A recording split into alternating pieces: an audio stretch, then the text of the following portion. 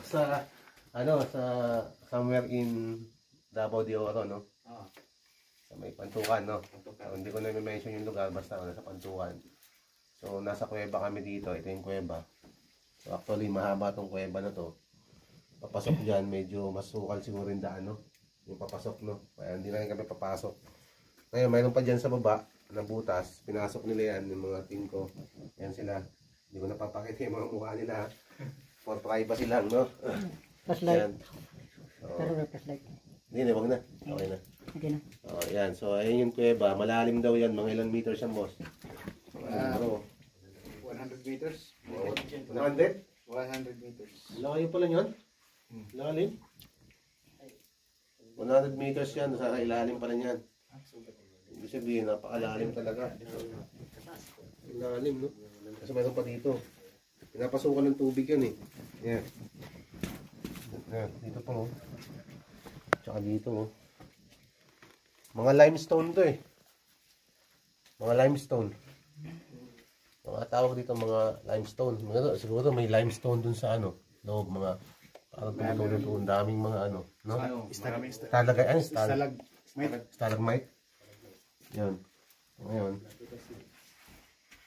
So ito, ngayon, gagawin namin dito, ilolocate namin dito. Kasi yung orientation ng harap ko is kung i-mapping, i-compass ko siya, naka-orient siya ng tapos mayroon palang nakitang araw sa loob, no?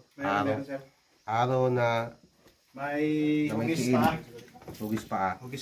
Ngayon, nakaturo daw dito pa-exit dito sa labas sa may entrance. Ngayon, baka kasi reverse yun, eh. Reverse yun, ang target nun, eh. Hindi pa punta dito. Tingnan natin. Northeast 60. Tama ba? Cellphone naman ang gamit yung mas maganda ito. Ito northeast. Ibig sabihin, yung northeast mo is mataas yan. Sa 45 degree northeast. Mataas yan, tama yan. 45 degree northeast kasi yan, northeast mataas. 45 degree. West orientation. Marami kasing bato dyan sa baba dyan. Marami, sir. No? Sa southwest mo, maraming bato, maraming mga boulders ba. So, mas doon ang target natin, posible. Doon sa kabila. Kasi yung northeast mo is taas lang, pero wala naman siyang pinapahiwatig na puno. Yung east natin dito, ayan yung puno. Dududa ako sa puno, eh. Sa east orientation, hinahanap niya is 90 degree. Sakto lang yung sa 90 degree, oh. Napunta doon. 45 degree. Naka 45 degree kasi yung terrain. Ito gagamitin natin, oh. Maganda to. Matindi yung ano nyo dito, site nyo dito. Ano? Yan, yung reading na yan? 498. Ang pinakamababa kasi yan, oh. 498? Meron tayong 498 na reading value. Ibig sabihin, meron tayo na detect dito sa sa lugar na to na sa loob ng 300 meters na may baon. Ayan. So, naka 498. Kasi ang pinakamataas yan, almost 900, eh. 900 ang pinakamataas niyan. Pag nag-value yan ng ganyan kataas, so, nagbibigay na siya ng oscillation. Ayan. Reading ba? So, ngayon, so mataas yung reading natin. May taklobo ba sa loob niyan, boss? May mga taklobo sa loob ba? Sharp lang naman doon. Sharp. Baby shark. Yan, so mayroon tayong reading na values is 498. Ganito natin. 98!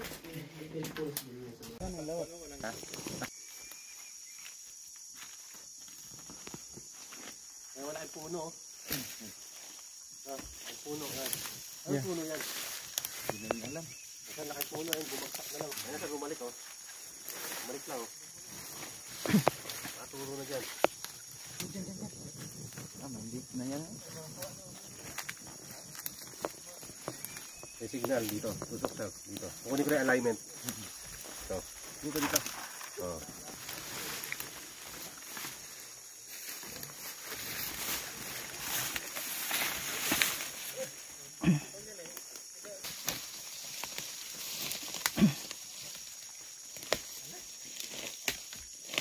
Malaki yan, malaki. Tingin ako na, pre. Yun lang, sige dito na lang ako, boss.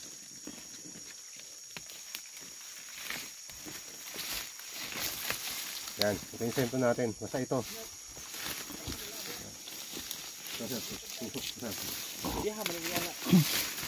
Ito sa Tesla, meron siyang tinatawag na gold 24 karat.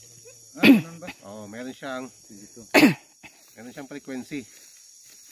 18 karat gold. So yung 18 pababa, kaya niya kunin.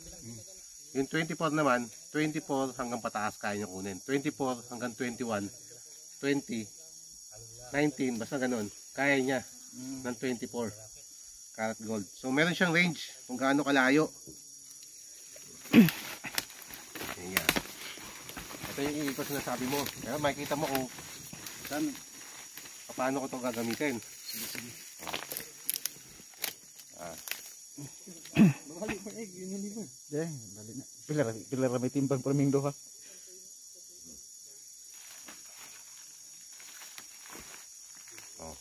Naturo nyo. Hindi pala iniikot ng gano'n. Mamaya yan. Mamaya yan ikot. Tinuturo nyo pa eh. Tinuturo nyo lang. Ayan o. Tuturo nyo lang kung saan yung location. Ayan o. Tuturo nyo lang. Ako hindi ko ginagawa. Tandaan ko lang. Ayan o. Babanta na siyang iikot. Yung sinasabi mong iikot. Tuyok ba? Tutuyok. Ayan o. Diba? Pero dahan-dahan lang ako boss ha. Yan talagang ikot na ikot. Yan talagang isla.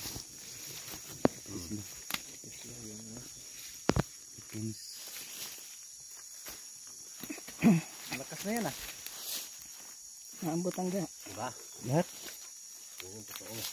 Yung pag-ikot talaga. Hindi iikotin ha. Oh.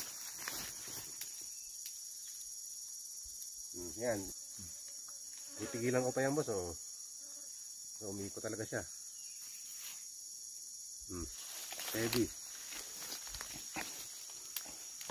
So sa inapakan mo yun ang... Yan ang target natin. Kaya mamaya iskan natin yan. Kung gaano kalalim talaga to. Yan ang matindi. Yan. Laging burot eh.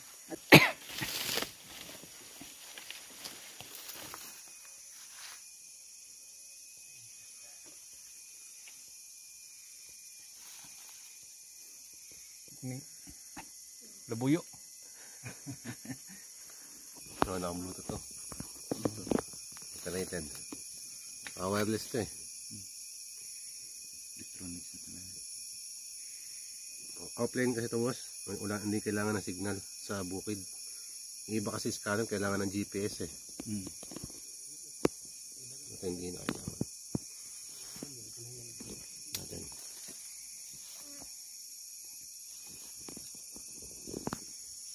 Yan, real time yan boss. I-scan ko, yan real time. Yan o. Nakalaser pa yan. Nakikita eh siya o. Yung target o.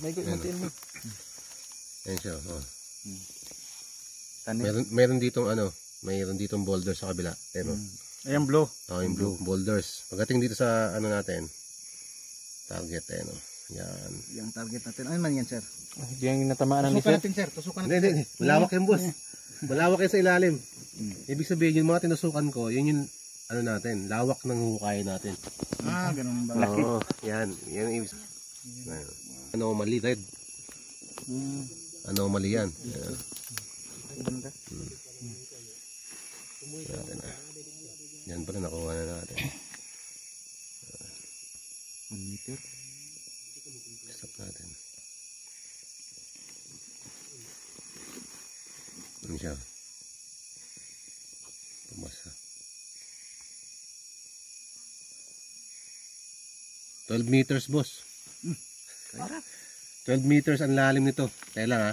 Pero yun ano niya, yun. Kaya tingnan natin. Kaya wait lang, titignan ko pa lalo yun. 12 meters oh. 27 centimeters. Save ko muna nga. Tipit. Oo, yan. Lagyan natin dito. Tatagmabaw di ay. Pwede man nato na dito sa ubos ko no, panilon. Alayo na kayo. Kaya mabuhat na ito ng alawa. Hindi rin mabuhat na ito ni. Hindi, ito na mabuhat. Kaya hindi bisa Abuton patag anyos. Sabitan. Ang kalali mo. Yang napatag timbir na, pular. Pwede na dito lagi yun. Adili po. Naman na dito. Magpawala-wala lagi ka sa kuwan. Target na patag boss. Iska nag-asa. Natin yung mga malalim talaga siya, boss. Sige na. Okay.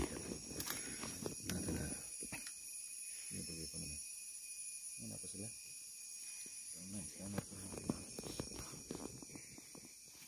13 pala, boss. 13 to 14 meters. Asa? 13. 13? Mabawra kayo. 13, pero yung horizon niya, dito sa tinatapakan natin, tingnan natin hanggang saan. 16. Yun yung pinaka-approximately 16 meters.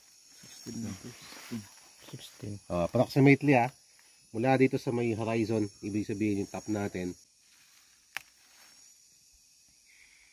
9 meters hanggang 11 meters, tatama ka ng boulders dito, makapal yan sa ilalim. Posibleng may tubig sa may lumalabas na tubig. Oy, siguro Malaki pala, no? Square. Diba? yung pula-pula sa muna yan. Ay, yung mga light, yan mga yan, tinatawag radiation yan ng item. Radiation. Oh, ito.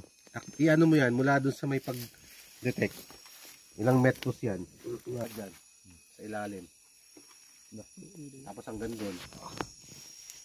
Laki-laki yan sa ilalim. Hindi natin malocate. Basta importante, makita natin image kung gaano kalalim, kung gaano kalawak